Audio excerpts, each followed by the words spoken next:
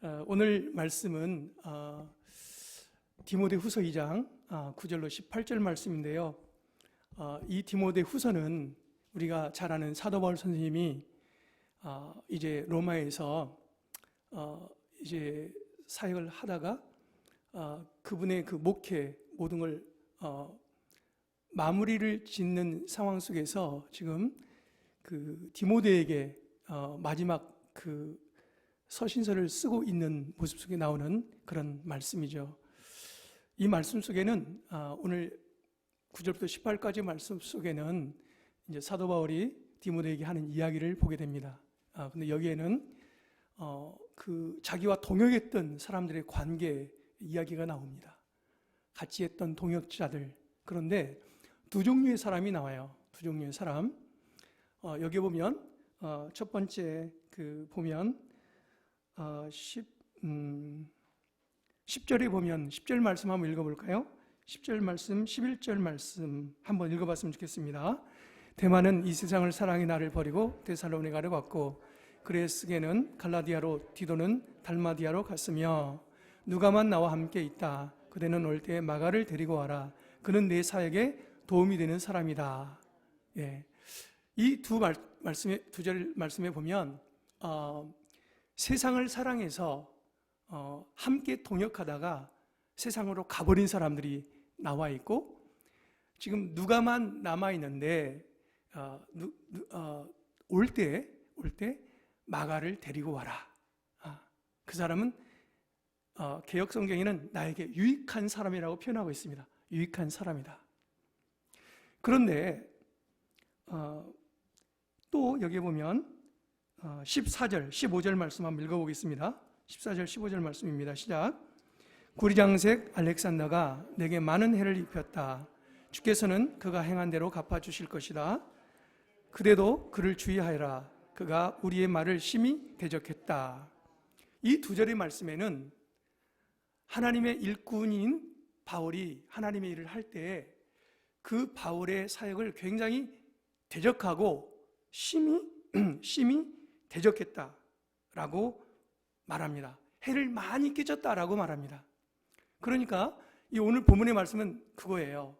하나님의 사역을 감당할 때에 하나님의 동역자들 안에 세상을 향해서 동역자를 버리고 떠나간 사람이 있고 또 그 동역자를 향해서 여기 보면 해를 끼치고 심히 대적했다라고 말합니다. 그래서 사도 바울 선생님은 그를 주의해라 라고 당부하고 있습니다. 그래서 두 종류의 사람을 지금 말하고 있는 거죠. 여러분 보세요. 하나님께서는 이 세상에서 일하실 때 하나님은 모든 걸 다 하실 수 있는 분이잖아요. 하나님은 전능하신 하나님이고 못하실 게 뭐가 있으세요? 하나님은 다 하실 수 있으세요. 그런데 이 세상의 모든 영혼을 구원케 하시기 위하여 하나님이 누구를 택하셨느냐 하면 하나님의 사람들을 택하셨죠. 그래서 하나님은 그 택하신 하나님의 사람들을 동역자 삼아서 하나님께서 구원 사역도 이루게 하시고 하나님의 마음을 전하게 하여서 세상에 하나님을 모르는 사람들의 마음을 감동케 하시어 그들을 진리 앞에 인도하게 하고 그들로 하여금 구원을 받게 하는 일들을 하시는 그 주체, 그 일을 하게 하시는 주체가 누구냐면 사람이에요. 사람. 짐승이 아니에요. 그래서 하나님의 일의 원칙은 사람이다. 하나님의 마음은 사람에게 머물고 있다. 그래서 하나님은 하나님 앞에 충성되고 신실한 사람들을 찾고 계세요. 그런데 오늘 말씀해 보니까 한 종류의 사람은 열심히 따르다가 세상이 너무 좋아서 세상을 향해서 떠나버렸다 라고 말합니다. 또 어떤 사람들은 하나님의 동역자를 향해서 심히 대적하고 방해했다. 그런데 한 종류의 사람은 나에게 유익하다. 마가를 데려와라 라고 말합니다. 여러분, 오늘 말씀의 제목이 관계의 축복을 확장하라입니다. 관계는 대단히 중요합니다. 하나님은 저희를 행복하게 해주기를 원하십니다. 아십니까? 근데 그 행복이 어떻게 만들어지는 것입니까? 뭐 행복이 하늘에 뚝 떨어지나요? 도대체 행복이라는 것은 어디에서 오는 것일까? 하나님은 물질이 많다고 행복한 거 아닙니다. 여러분 아무리 돈을 많이 벌어보세요. 이 땅에서 아무리 집을 많이 가져보세요. 이 땅에서 아무리 많은 명예를 가져보세요. 그게 나를 정말로 행복하게 하는 것일까요? 그렇지 않습니다. 진짜 행복은 하나님의 뜻 안에 거하며 하나님의 사람들이 서로 사랑하고 좋은 관계, 건강한 관계를 통해서 서로 격려하고 위로할 때 그 안에서는 세상에서 줄 수 없는 놀라운 기쁨과 감사가 있습니다. 그때 우리는 하나님의 기쁨과 평강과 희락을 느끼면서 와, 인생이라는 게 이렇게 좋은 거구나, 정말 행복하다라고 느끼는 것입니다. 그게 바로 관계의 축복이에요. 관계의 축복. 저는 이 관계의 축복이 얼마나 중요한지를 많이 경험했습니다. 많이 경험했어요. 제가 이번에 몸이 좀 아팠어요. 근데 몸이 아프고 나니까 세상에 저를 그동안 알았던 분들이 다 연결이 되는 거예요. 제가 그래서 깜짝 놀랐어요. 야, 어떻게 이렇게 아는 분들은 다 다시 이렇게 만나게 하실까? 이 만남의 관계의 축복이 너무너무 중요한데, 만약에요, 관계에 있어서 문제가 있었다면 아마 그분들이 안 오셨을 거예요. 근데 정말로 귀한 분들이, 심지어는 우리 이목선 목사님이 앵커리지에서 한국에 오셨는데 대전까지 찾아오셨어요. 제가 깜짝 놀랐잖아요. 거리상으로 절로 멀리 오신 분은 이목선 목사님 오셨고, 서울 뭐 여기저기에서 대학교 후배들, 뭐 서울에 있는 교회들, 그 다음에 대전에 있는 성도님들, 뭐 하여튼 여러 부류의 사람들이 병문안을 찾아와 주셨어요. 제가 몸둘 바를 모를 만큼. 그래서 그때 제가 이 만남, 그렇게 먼 곳을 찾아와서 위로하고 안부를 전하고 기도해 줄 수 있는 이런 만남이 어떻게 생긴 것일까? 저는 그걸 생각하면서 정말로 감사가 넘쳤고 기뻤고 행복했습니다. 여러분, 오늘 본문에는 두 종류의 사람이 나오잖아요.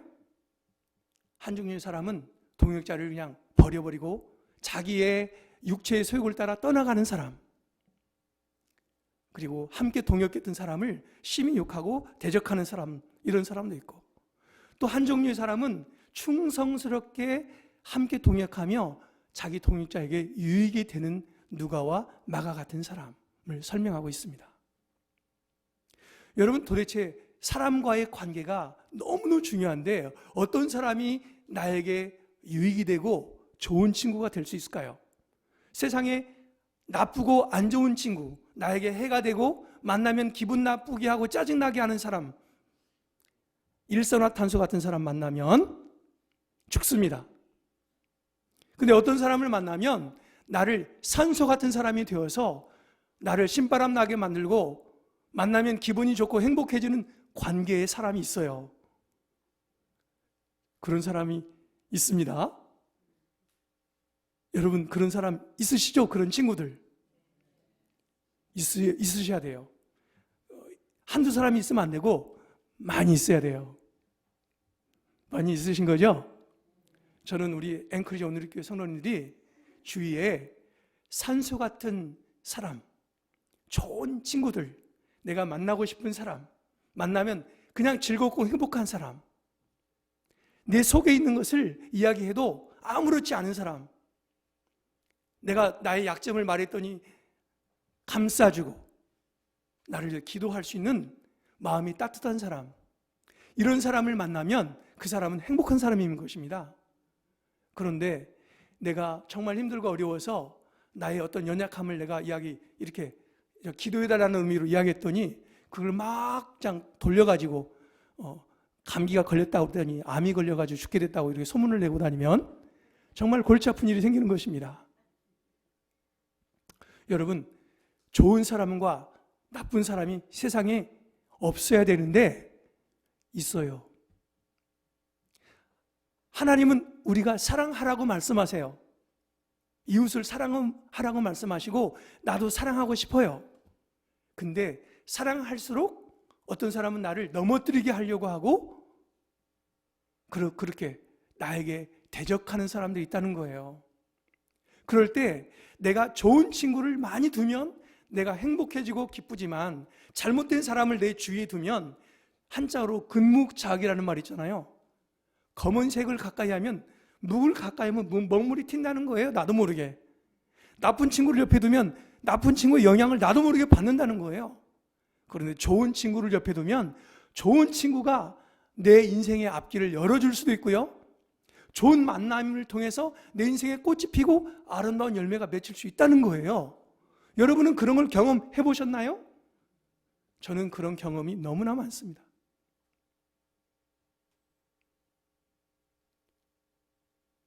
대표적인 예가 하영조 목사님 만난 거예요. 제가 오늘리교회 목회자가 된 거예요. 하영조 목사님 못 만났으면 오늘리교회 목회자 될 수가 없었고 앵커리지 오늘리교회 올 수도 없었고 여기에 계시는 귀한 성도님들을 만날 수도 없었어요. 하나님이 만나게 하셔서 이 만남 속에서 앵커리지 오늘리교회를 섬기는 축복을 받은 거예요. 그리고 여기에 계신 우리 성도님들을 만날 수 있는 은혜를 주신 거예요. 이것은 제가 노력해서 된 게 아니고요. 하나님이 하 목사님이라는 귀한 분의 만남과의 관계를 통해서 축복의 은혜를 주신 거예요. 여러분, 우리 삶에는 만남의 관계가 얼마나 중요한지 모릅니다. 그 만남의 관계를 통해서 우리는 하나님의 축복을 누리게 되는 거예요. 그런데 그렇다면 좋은 사람과 나쁜 사람이 어떻게 분별될 수 있느냐? 여러분은 어떻게 분별하세요? 저 사람은 좋은 사람 같아. 저 사람은 나쁜 사람 같아. 뭘 가지고 여러분 판단하십니까? 나는 좋은 친구를 사귀고 싶은데 뭘 가지고 여러분들은 좋은 사람을 찾습니까? 참 힘들죠. 나는 정말 좋은 사람이라고 생각해서 막 열심히 했는데 나중에 보니까 그냥 이 사람이 아주 이상한 사람이고 또 어떤 사람은 겉모습을 쫙 보니까 도둑놈 같이 생겼는데 지나놓고 보니까 마음이 너무 따뜻한 사람도 있어요. 그런데 사람은 이 눈에 한계가 있어서 내 판단이 옳은 게 아니에요. 하나님은 사람의 마음의 중심을 보셔서 실수하지 않지만 우리 인간은 겉모습을 보기 때문에 속을 볼 수가 없어요. 사람 마음은 알 수가 없다고 하잖아요. 10개를 물은 알아도 사람 속을 모른대요. 그래서 우리는 실수할 수 있어요. 잘못된 사람을 만날 수도 있고요. 그럴 때 중국어 성어에 이런 말이 있어요. 잘 들어보세요. 천리만가 좋은 말인가 아닌가는 먼 길을 달려보게 해라. 먼 길을 달려보게 하면 이 말이 천리만지 적토만지 쪼락말인지 안다. 그렇죠? 사람은 오래 지켜봐라. 오래 지켜봐라. 그러면 그 사람이 어떤 사람인지 다 알 수 있다. 사람은 시간을 보내놓고 보면 다 보인다는 거예요. 말은 멀리 뛰어가게 하면 이 말이 정말로 좋은 말인지 명만지 아닌지 구분할 수 있다는 거예요. 사람은 그렇게밖에 할 수 없어요. 왜? 우리는 보는 눈에 한계가 있기 때문에. 저는 우리 모든 성도님들이 살아가시면서 정말 좋은 만남의 관계를 가져갈 수 있기를 주의 이름으로 축원합니다. 이게 내가 노력해서 되는 게 아니에요. 하나님의 은혜로 주어지는 선물이에요. 좋은 사람을 만나면 우리 인생에 꽃이 피고 행복해집니다. 앵커리지에 와서 이 알래스카 땅에서 살아가면서 좋은 사람을 만나서 함께 행복해진다면 얼마나 좋은 일입니까? 그렇죠? 저는 우리 앵커리지 온누리교회 성도님들이 좋은 만남을 통해서 행복해지기를 주의 이름으로 축원합니다. 성경에 보면요, 성경은 창세기부터 계시록까지 인간 역사예요. 인간 역사. 사람들의 관계 속에서 무슨 일이 생겼나를 기록하는 거예요. 예를 들어볼까요? 창세기에 누가 나오나요? 아담과 하와가 나옵니다. 아담과 하와는 아들 둘을 성경에는 기록했죠. 가인과 아벨. 부부간의 아담과 하와의 관계는 누가 허락한 거예요? 그들이 자기들이 좋아서 했나요? 하나님이 만나게 하신 거잖아요. 아담과 하와가 부부가 되었어요. 하나님의 섭리 가운데. 인간이 한 게 아니에요.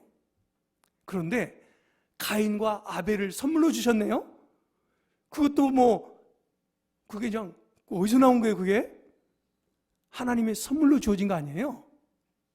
그런데 세상에 인류 역사상 처음으로 형제들 간에 살인사건이 생깁니다.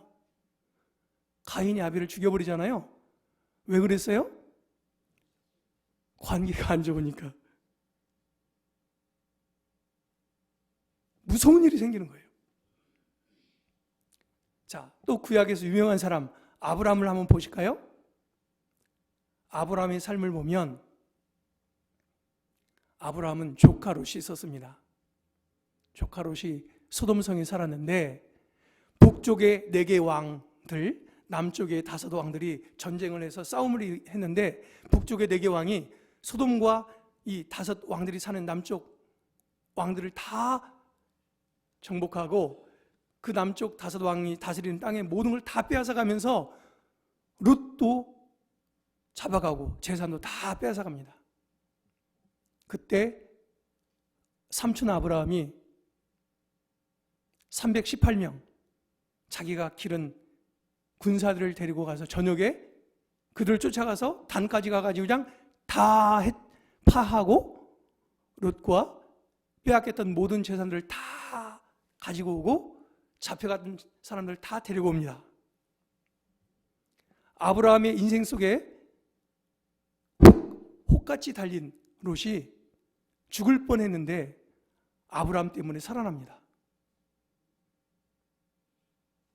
그 관계, 죽을 고비에서 살아나는 은혜를 누리는 게 그 관계, 아브라함이라는 관계가 있기 때문에 그런 거죠. 자, 아브라함이 아들 하나 낳았죠. 이삭. 큰아들 말고 영적인 아들 이삭. 아들이 장성하여 결혼해야 되는데 며느리를 찾지 못해서 아브라함이 믿음의 사람을 찾기 위해서 그 고향 땅, 그 라반이 사는 그 땅으로 자기 종 엘리에셀을 보냅니다. 엘리에셀을 보낼 때 이렇게 말합니다. 엘리에셀, 너가 그 나인성 그 성에 가가지고 이삭의 며느리를 찾아와야 되는데 만약에 여인을 찾지 못하면 하면서 몇 가지 조건을 줍니다. 그때 그 엘리에셀은 그 아브라함의 말을 듣고 멀리 라반이 사는 곳까지 갑니다. 거기서 그 성에 도착했을 때 낙타를 옆에 두고 이렇게 기도합니다. 저녁 시간이 되어서 그 물을 떠러오는 많은 여인들을 보면서 하나님께 기도해요. 우리 주인 아브라함의 하나님이시여, 하나님께서 저의 모든 여기에 방문의 여정을 순적하게 하사 내가 찾아야 될 여인을 잘 찾게 해주십시오. 기도했더니 리브가가 나와가지고 그를 맞이합니다. 그리고 리브가 집까지 갑니다. 그래서 가족들에게 인사를 하고 그래서 선물을 주고 하니까 너무너무 좋아서 막 머물렀다 가라고 합니다. 그때 엘리에셀이 이렇게 말합니다. 아닙니다. 우리 주인 아브라함께서 기다리고 계시니 제가 여기서 머뭇거릴 시간이 없습니다. 우리 리브가 아가씨를 보내주신다면 빨리 가서 우리 주님을 뵙고자 합니다. 이렇게 하고 또 떠나갑니다. 아브라함의 인생 속에는 정말로 충성된 종이 있었습니다. 그래서 리브가를 찾게 되었고, 그리고 리브가로 인해서 아브라함과 이삭과 야곱과 그 믿음의 족장들의 이야기가 펼쳐져 갑니다. 그리고 이스라엘의 구원 역사가 펼쳐져 갑니다. 아브라함의 관계 속에는 충성된 엘리에셀이 있었어요. 그로 인해서 하나님의 구원 역사가 쭉 펼쳐져 가는 것을 보게 됩니다. 모세를 보세요. 모세의 인생 속에 전반 40년은 태어나자마자 죽음의 위기에 떨어졌고 버림받아야 되고 살인되어야 되는 관계 속에서 그가 강가로 버림을 이렇게 받을 때 애굽의 공주의 목욕하는 그쪽으로 이렇게 가게 되죠. 그때 공주의 시녀가 모세를 이렇게 들어서 공주에게 보여줍니다. 그때 그 공주가 모세를 키웁니다.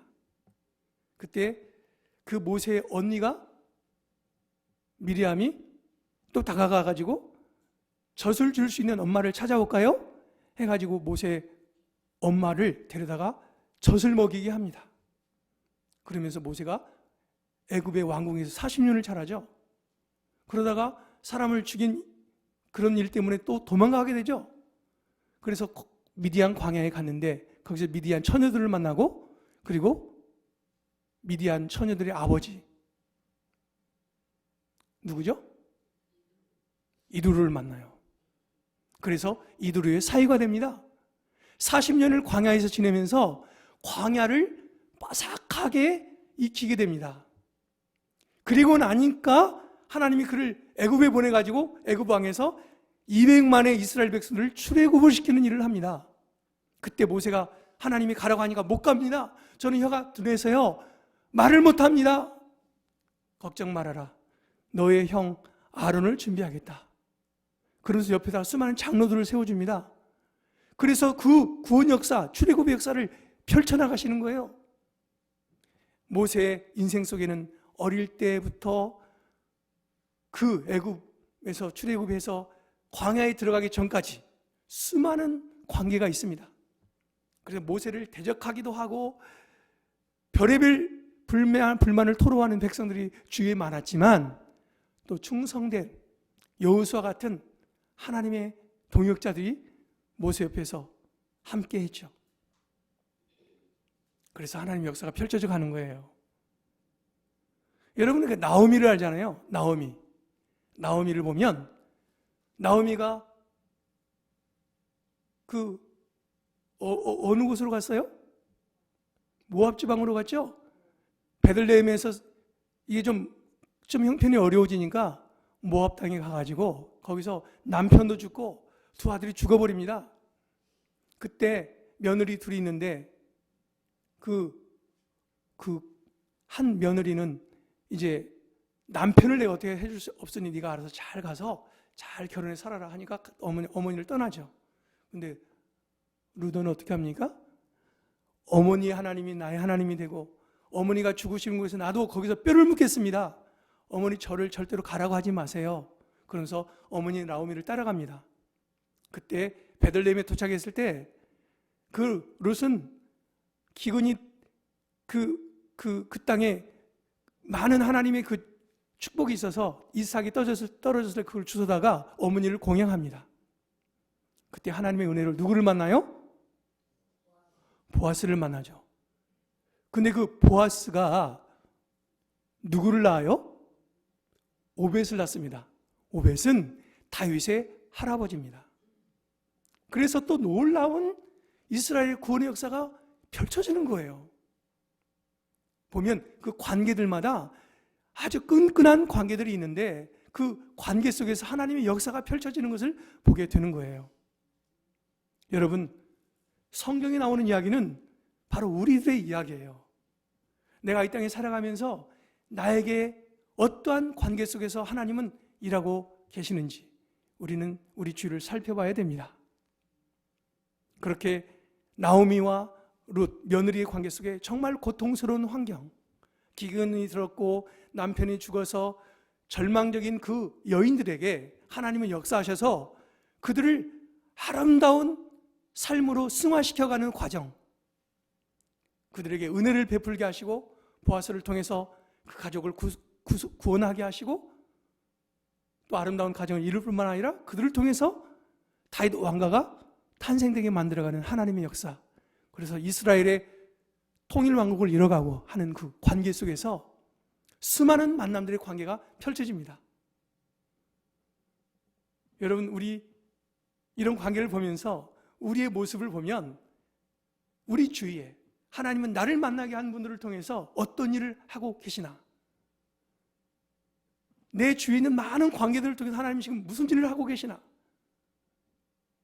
성경의 수많은 믿음의 사람들이 하나님 앞에 고난의 과정을 통해서 그들이 고난을 이기고 하나님의 복을 받는 이 엄청난 사건들, 구원의 구속 사건 속에서 그들이 하나님의 은혜를 경험했던 이 은혜들을 우리는 이 시대를 살아가면서 어떻게 누리고 있나, 우리는 우리 자신 한번 되돌아볼 필요가 있습니다. 그렇다면 이 시대에, 우리가 살아가는 이 시대 속에서 우리는 어떻게 그 하나님의 복을 이웃과 더불어 나누며 아름다운 복을 함께 더불어 누릴 것인가에 대해서 생각해 볼 필요가 있습니다.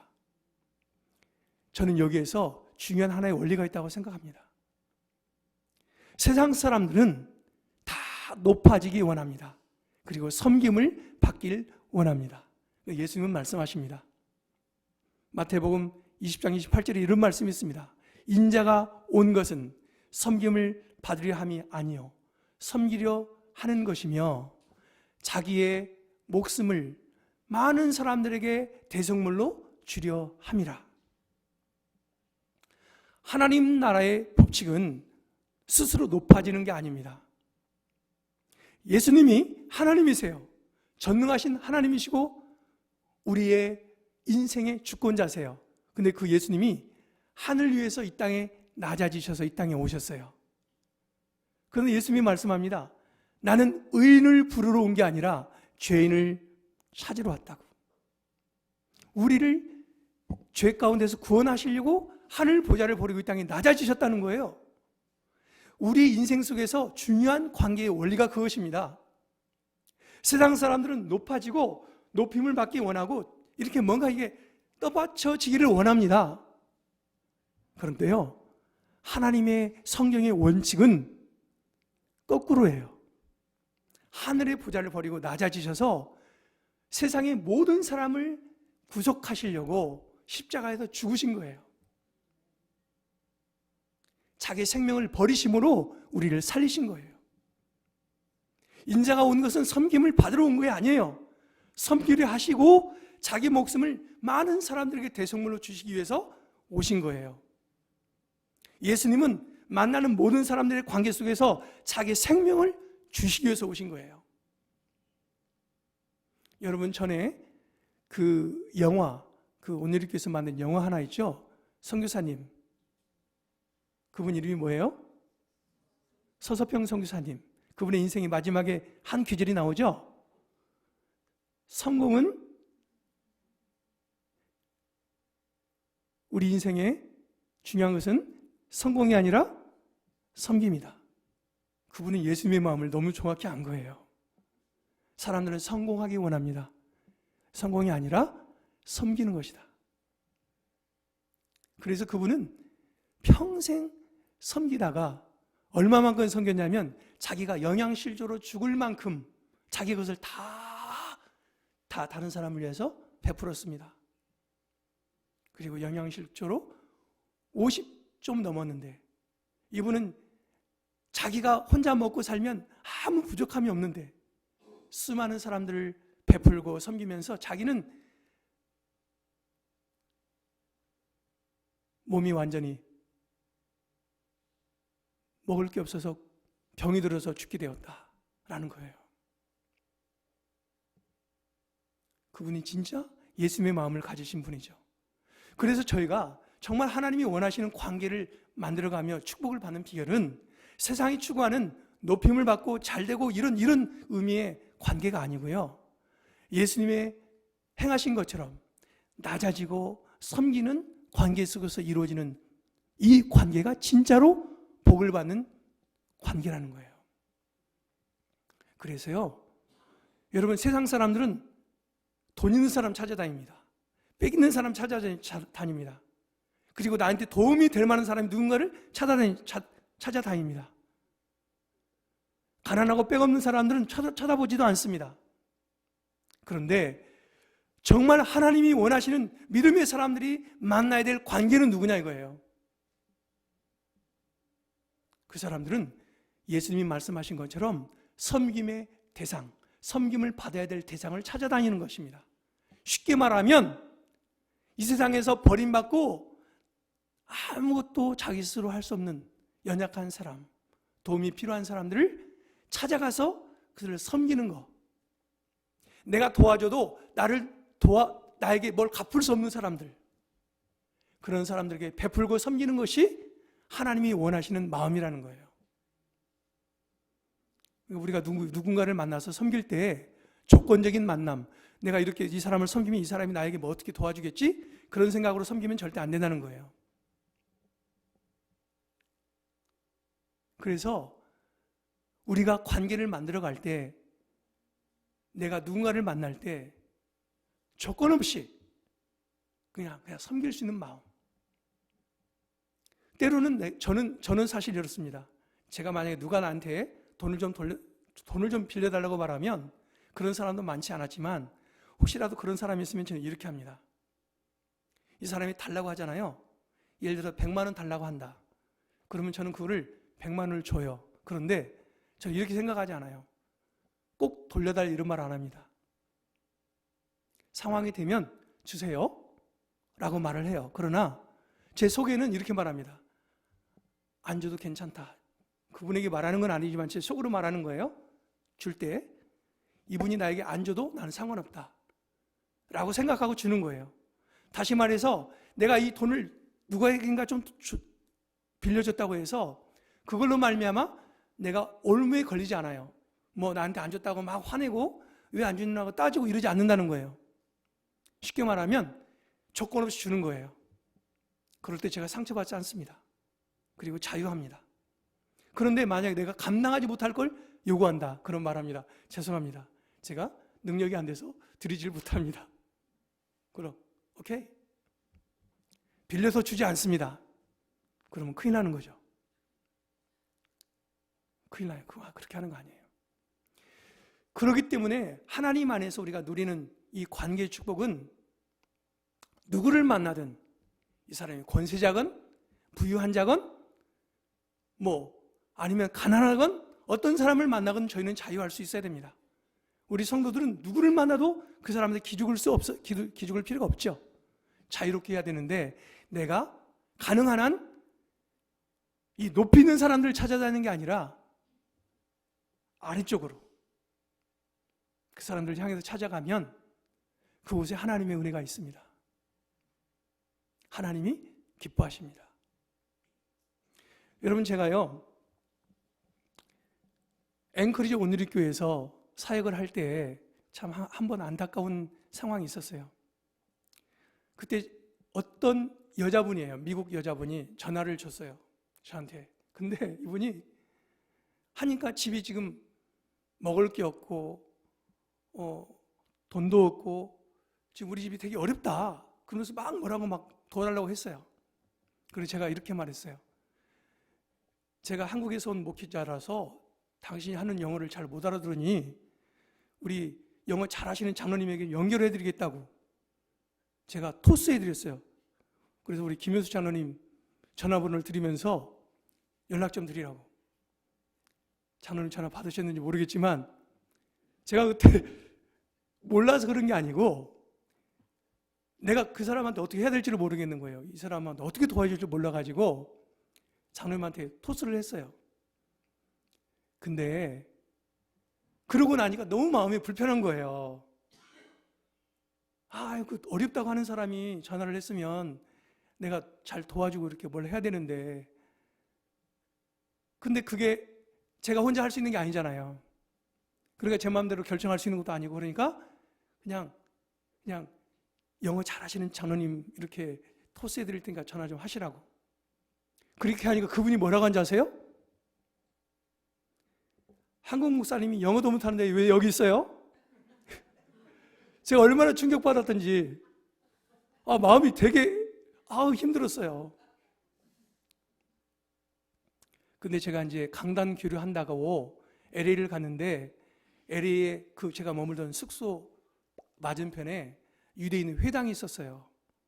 제가 주일날 아침에 이제 옷을 입고 이제 밖을 쳐다보고 있는데 회당 앞에 줄을 쫙 서 있는 거예요. 사람들이. 그래서 뭐 하는가 하고 가만히 쳐다봤더니 유대인들이 그 주일날 아침에 그 햄버거나 음료수를 쭉 준비해가지고 사람들이 쭉 줄 섰는데 이걸 나눠주면서 섬기고 있는 거예요.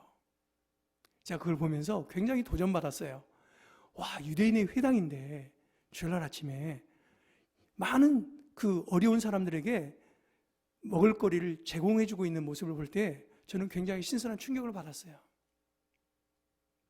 나는 좀 도와달라고 하는 미국 영어 하는 분이니까 어느 나라 사람인지 모르겠지만 저 같은 그냥 내가 상대하기 좀 힘들다고 그냥 장로님께 토스를 했는데 유대인의 회당에서는 유대인 회당 사람들이 나와서 함께 많은 사람들이 나와 도와주고 있었다는 거예요. 그래서 우리 교회하고 비교가 되는 거예요. 그래서 굉장히 회개했어요. 하나님, 목회자로 참 체면이 없습니다. 오늘 이렇게 목회자라고 말하는 게 참 이게 미국 그 아줌마한테 너무너무 정말 창피했어요. 여러분, 만약에 우리 교회에 어떤 사람들이 와서 도움을 청한다면 우리는 어떻게 반응해야 될까요? 저는 그때 그거를 굉장히 생각을 많이 했어요. 그런데 어느 날 수요 예배를 저녁에 드리고 나가는데 이 복도 2층에서 제가 나가려고 딱 문을 열는데 문이 안 열리는 거예요.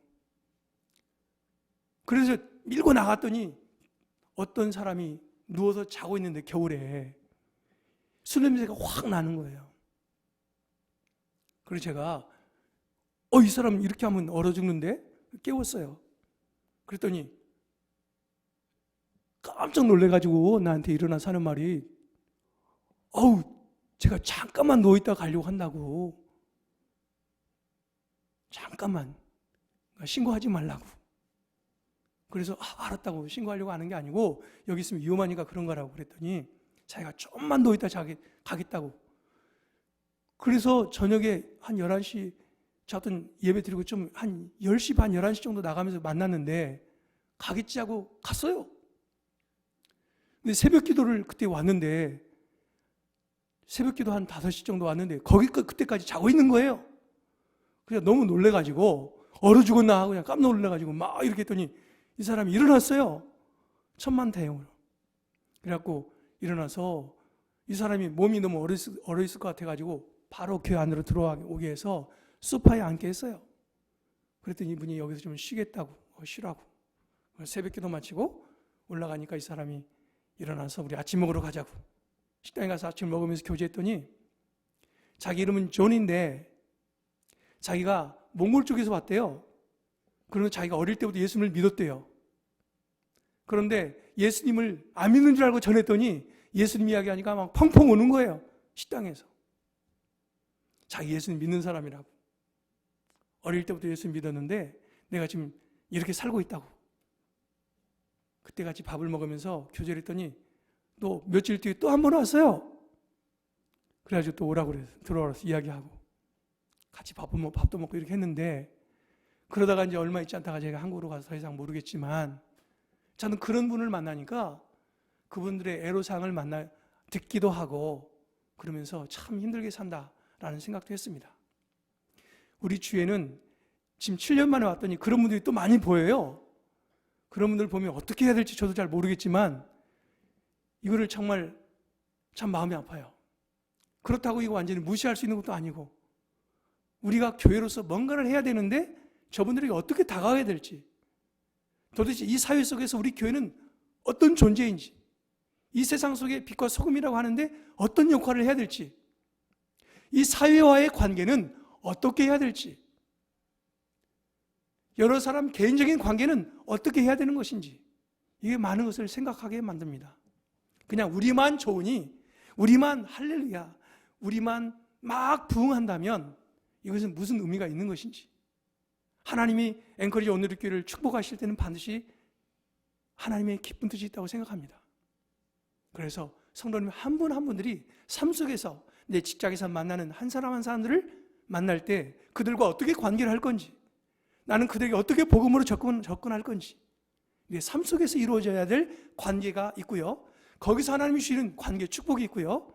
더불어서 우리 교회가 이 사회 속에 어떤 관계와 어떤 모습으로 관계를 해야 이 사회에 거룩한 영향력을 미치며 하나님의 나라를 이루어갈 것인지, 그때 하나님이 이 교회에 어떤 복을 주실 것인지, 우리는 교회적인 관계 속에서, 사회와의 관계 속에서 우리는 어떻게 해야 될지에 대해서도 생각을 해봐야 될 필요가 있다고 생각이 됩니다. 하나님은 관계를 통해서, 나를 통해서 세상을 변화시키기 원하시는 것이죠. 선교의 주체는 하나님이십니다. 근데 바로 하나님의 교회가 선교의 주체이기 때문에 그 선교의 주체 되신 하나님이 우리를 통해서 그 일을 하기 원하시는 거예요. 그래서 우리는 하나님의 그 뜻을 이뤄갈 때 하나님은 너무너무 기쁘셔서, 마치 솔로몬 왕이 제가 어린데 내가 이 백성을 어떻게 통치해야 될지 모르겠으니 지혜를 주십시오라고 지혜를 구하며 기도할 때 하나님이 지혜뿐만 아니라 그에게 부귀와 명예와 장수의 복을 주신 것처럼, 우리 교회가 하나님이 기뻐하시는 일을 할 수만 있다면 하나님은 우리가 구하지 않는 것까지도 흔들어 넘치게 주실 거라는 믿음이 있습니다. 저는 우리 앵커리지 오늘의 교회, 우리 모든 성도님들이 우리 교회 안에서 성도님끼리의 아름다운 관계, 만나면 정말 기쁘고 행복해지는 관계, 서로 돕고 어려울 때 함께 품어주는, 함께 울고 웃는 건강한 관계. 여러분 슬플 때 울어야 되잖아요. 아프면 아프다고 말해야 되잖아요. 그러면 다 같이 울어주고 품어줄 수 있는 관계, 얼마나 따뜻합니까? 또 내가 기뻐요. 우리 집에 너무 기쁜 소식이 있어요. 그러면 기쁘다고 하면 배가 아픈 게 아니라 정말 같이 기뻐하고 정말 잘 됐다고 이렇게 축하해주고 그러는 관계, 그게 얼마나 행복합니까? 우리 안에 그런 개인적인 건강한 관계를 통해서 하나님 우리를 행복하게 만들어 주신다는 거예요. 그리고 더불어서 나와, 우리와 이웃과의 관계, 사회와의 관계, 또 나가서 먼 선교의 여정까지 성도 사람들의 관계, 우리의 삶의 지경이 성경은 말씀합니다. 오직 너희가 성령을 받으면 권능이 임하고 예루살렘과 온 유대와 사마리아와 땅까지로 나의 증인이 되리라 하시리라. 여러분, 증인이라는 게 뭡니까? 하나님과 나와의 관계 속에서 하나님이 행하신 일들을 내가 사람들의 관계 속에서 펼쳐갈 때에 그곳에서 하나님이 어떤 일을 행하셨다고 많은 것을 나누게 하신다는 거 아닙니까? 중요한 관계는 하나님과의 관계예요. 그 안에서 능력과 권능이 나타나는데 그 일들을 내 이웃과 함께 더불어 해나갈 때 예루살렘, 앵커리지가 변화되고 온 유대와 알라스카 땅이 변화되고 사마리아, 미국 땅끝까지 아프리카나 남미나 우리가 가야 될 머나먼 나라들까지 다 관계 속에서 그 일을 이루시고 복을 주시려고 한다는 하나님의 약속이 아닐까요? 우리의 관계는 하나님의 복을 받는 중요한 통로와 같습니다. 하나님 이 관계를 통해서 우리를 축복하시는 겁니다. 절대로 관계를 떠나서는 우리가 복을 받지 못해요. 하나님은 인간과의 관계, 그리고 우리의 관계뿐만 아니라 이웃과의 관계, 그 관계를 이루기를 원하시는데, 그러기 위해서는 먼저 하나님과의 관계가 잘 돼야 되겠죠. 그 안에서 능력이 주어지면 그 능력으로 이웃을 사랑할 수 있는 관계. 여러분, 우리는 사랑하지 못합니다. 여러분, 저는 자식을 사랑한다? 아내를 사랑한다? 굉장히 이기적인 사랑입니다. 내 자신을 가만히 들여다보면 우리는 사랑할 수 있는 사람이 아닙니다. 다 조건적인 사랑이에요. 우리는 사랑할 수 있는 능력이 없어요. 그래서 하나님의 사랑이 덧입혀져야만 됩니다.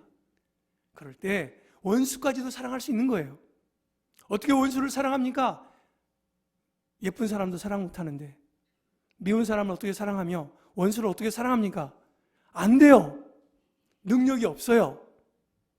그래서 성령 안에서 부어진 바 된 사랑으로 우리가 사랑할 수 있는 능력이 생기는 거예요. 그 사랑이 흘러가는 거예요. 내 안에는 원래 사랑이 없어요. 그게 부어져야 흘러가는 거예요. 저는 그래서 우리 앵커리지 온누리교회 성도님들이 하나님의 성령의 능력과 성령의 권능으로 사로잡혀서 그 사랑이 내 안에 흘러들어올 때 그 사랑을 흘려보낼 수 있는 축복이 우리 안에 넘치게 되어서 내 이웃, 내 옆에 있는 우리 이웃을 살리고 더불어서 지역사회를 살리고 열방을 살리는 하나님의 이 만남의 관계의 축복이 이곳에서 예루살렘에서 땅까지 확장되어지는 축복이 저희 안에 있기를 주의 이름으로 축원합니다. 그래서 우리 앵커리지 온누리교회를 가면 정말 이 지역분들이 슬픈 사람들은 다 와서 행복해지고 연약한 사람들이 다 강건해지고 꿈과 비전이 없어서 세상 속에서 헤매는 사람들이 하나님의 꿈을 가지고 살만났다고 하나님을 힘껏 찬양하는 그 역사들이 이 교회 가운데 있고 이 지역사회에 영향을 주고 나가서 열방까지 나아가는 그 아름다운 관계의 축복, 세상을 뒤집을 수 있는 하나님의 성령의 역사가 저는 반드시 나타날 것을 믿습니다. 오늘 말씀해 보면 마가라는 사람이 있습니다. 마가는 어떤 사람입니까? 여러분, 우리가 성경에 보면 오순절날 120명이 모이잖아요. 그 120명이 모여서 기도했던 장소가 마가다락방이죠. 바로 마가의 어머니 마리아의 집이에요. 마가의 어머니는, 아버지는 일찍 돌아가셨는지 모르겠지만 어머니가 부자였던 것 같아요. 그 아들 마가. 근데 그 마가의 어머니 마리아의 오빠, 그 오빠가 바나바예요. 바나바. 그러니까 바나바와 마가는 생질의 관계, 생질. 근데 그 바나바가 바울이 다소에서 그 핍박하다가 쫓겨가가지고 다소에서 이제 10년 정도 이제 은둔 생활하고 있는데, 바나바가 그 당시에 수리아 안디옥 교회의 담임 목사였습니다. 근데 그 안디옥 교회에서 예루살렘 교회가 기근이 걸렸다고 해서 기근 때문에 헌금을 해가지고 구호품을 보내죠. 그때 바울과 바나바가 예루살렘 교회를 왔다가 생질 마가를 데리고 안디옥에 갑니다. 그때 그 안디옥 교회가 1차 선교행을 파송합니다. 그때 마가가 바울과 바나바를 따라서 구브로 섬을 지나서 지금 밤빌리아 지역의 버가 지역을 가다가 마가가 그냥 도망가 버렸어요. 왜 그랬을까요? 많은 학설이 있지만 아마 둘 중에 하나라고 생각합니다. 첫째는 마가가 그 부유한 집안의 아들이었기 때문에 고생한 게 없는 거예요. 고생해보지 않은 이 마가가 아주 그 선교의 여정이 너무 고통스러우니까 아우 이제 나 못 따라가겠어 하고 그냥 도망가 버린 거죠. 그런 케이스가 하나 있고요. 두 번째는 이거예요. 안디옥 교회 담임 목사님이 바나바 자기 삼촌인데 바울이 다소에서 와가지고 삼촌한테 이러쿵 저러쿵 하면서 굴러온 돌이 박힌 돌한테 막 이러쿵 저러쿵 야단치는 거예요. 그래서 기분이 상했다는 거예요. 왜 우리 삼촌한테 함부로 대들어? 그러면서 바울한테 화가 난 거예요. 나 이거 같이 못 가. 그냥 도망갔다는 거예요. 그런 케이스. 아마 둘 중에 하나가 아닐까 싶은데요. 정확한 건 잘 모르겠어요. 성경에 나오지 않아요. 그냥 그런 추측성이에요. 어찌됐든 그래서 마가가 도망갔습니다. 그 다음에 2차 선교를 가는데 바나바가 마가를 데리고 가자는 거예요. 그랬더니 바울이 뭐라고 그래요? 아니, 그 선교여행 가다가 자기 일도 감당하지 못하는 그 유약하고 연약한 그 마가라는 놈을 또 데리고 간다고요? 저는 원치 않습니다 하면서 두 사람이, 바나바와 바울이 엄청 싸웠다는 거예요. 여러분, 왜 싸웠어요? 세상에 안디옥 교회, 초대교회, 그 안디옥 교회 담임 목사님이신 관계 중심인, 사람을 잘 관계하는 바나바 선생님이 선교의 대가인 사도 바울 선생님과 싸웠다는 게 이해가 됩니까? 여러분, 이해가 가세요? 상상이 안 가잖아요. 어떻게 바울 사도와 바나바가 선교를 가자고 하면서 싸워요? 말이 안 되잖아요. 근데 그 두 사람이 싸운 이유는 성품이 너무 다른 거예요. 바나바는 목양 중심의 사람이고, 관계 중심의 사람이고, 사람 중심의 사람이고, 그리고 어떤 사람을 하나 보면 그 사람을 아픈 거를 보면 가서 막 이렇게 도와주면서 위로해 주는 사람인데, 바울은 그렇지가 않아요. 돌격형. 선교? 가야지. 옆 사람 총알 맞고 아프다고 해도 그냥 가야지. 그러면 고 하는 거예요. 너무 다르잖아요. 그 두 사람이 부딪힌 거예요. 바울은 선교를 가는데 도망가? 그 마가를 같이 가자고? 안 돼. 안 돼요. 근데 바나바는 그래도 그 어리니까 그런 거죠. 우리 같이 가면서 또 훈련시키면 되잖아요. 같이 갑시다. No. 그래서 싸운 거 아니에요. 그래서 두 사람이, 바나바는 마가를 데리고 다시 구보로 자기 고향 땅을 통해서 선교를 갔고, 바울은 실라를 데리고 또 선교를 갔다는 거 아니에요. 그래서 바울과 실라가 나중에 감옥에 갇혀가지고 찬양했던, 그래서 감옥문이 열리는 그런 역사가 있지 않습니까? 그들의 선교 사역이 두 길로 쫙 갈라집니다. 그렇게 목양의 대가인 바나바와 선교의 대가인 바울이 관계 속에서 어려움이 있었어요. 그렇다면 저희는 어때요? 저희는 오죽하겠어요? 그런 분들도 그렇게 싸울 때가 심한 싸움이 있었는데, 저희가 하나님 일을 하면서 어려움이 있을 수 있는 건 당연한 겁니다. 다툴 수도 있고요, 싸울 수도 있어요. 그게 문제가 안 돼요. 중요한 거는 하나님의 성령 안에서 하나님의 비전을 가지고 우리가 서로 사랑하면 다 해결돼요. 하나님이 명령하신 사랑의 명령, 내가 너희를 사랑한 것 같이 너희가 서로 사랑하면 세상 사람들 우리를 예수님의 제자라고 여긴다고 말씀하지 않았습니까? 우리의 연약함은 많습니다. 우리의 연약함에 초점을 맞추는 게 아니에요. 우리는 다 연약해요. 우리가 초점을 맞출 것은 우리가 비록 연약함에도 불구하고 전능하신 하나님을 의지하는 거예요. 하나님은 사랑이 많으시고 우리 연약함을 다 커버해 주실 수 있는 전능하신 하나님이기 때문에 그 하나님을 의지하고 가는 거예요. 하나님의 뜻을 따라 가는 거예요. 그러면 때를 따라서 하나님이 홍해도 갈라주시고 여리고성도 무너뜨려 주시는 거예요. 불가능을 가능케 하시는 거예요. 그래서 하나님은 우리가 때로는 어려운 관계가 있을 수 있고 때로는 막힌 것 같은 절망적인 상황이 올 수 있지만 하나님을 의지하고 우리가 함께 믿음으로 나아가면 그 관계 속에서 하나님이 역사하셔서 기적을 일으켜 주신다는 거예요. 할렐루야.